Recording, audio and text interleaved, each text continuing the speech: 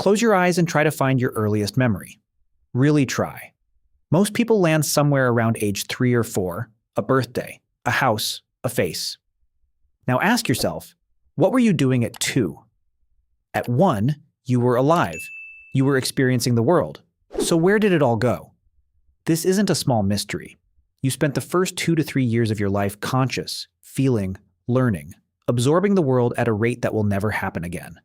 You formed attachments. You felt hunger and warmth and fear and joy. Neuroscientists estimate that in your first year alone, your brain was forming over 1 million new neural connections every single second, and you remember none of it.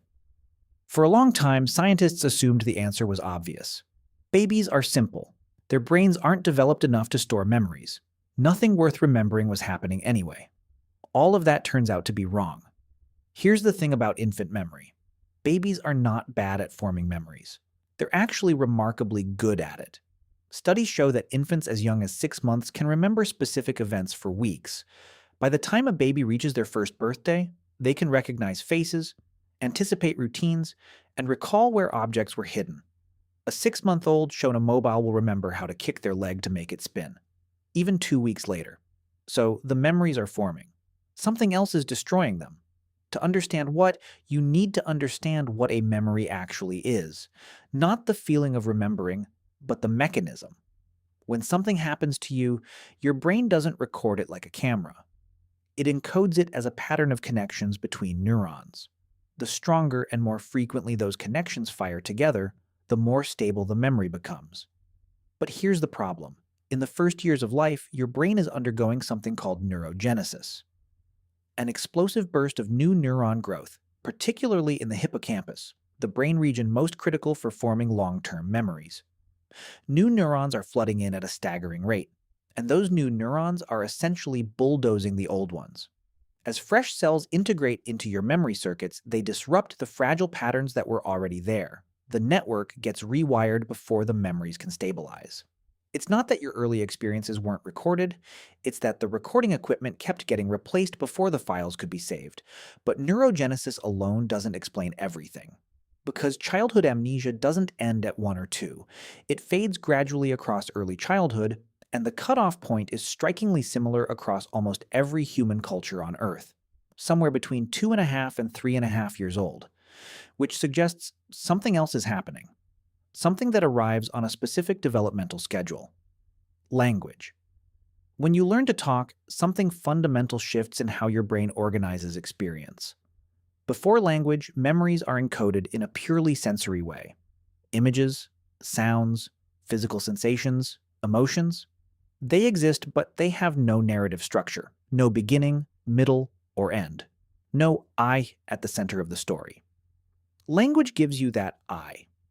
Research suggests that the ability to form autobiographical memories, memories of events that happened to you that you can mentally travel back to, depends on something called the narrative self, the internal story you tell about who you are and what has happened to you.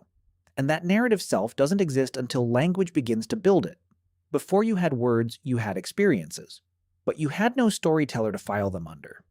This also explains something strange that researchers noticed when they studied childhood amnesia across different cultures.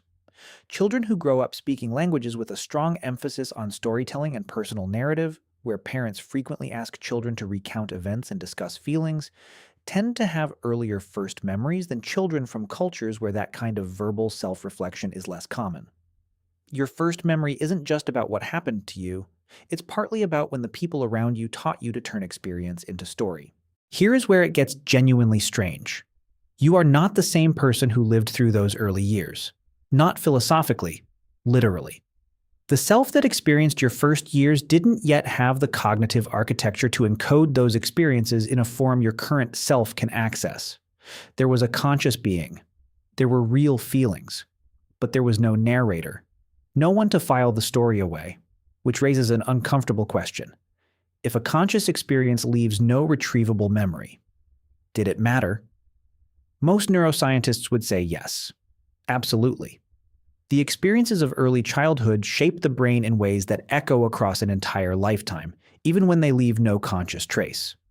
The warmth or coldness of early attachment, the safety or chaos of early environments, These things wire your nervous system in ways that influence how you respond to stress, how you form relationships, how you regulate your emotions for the rest of your life.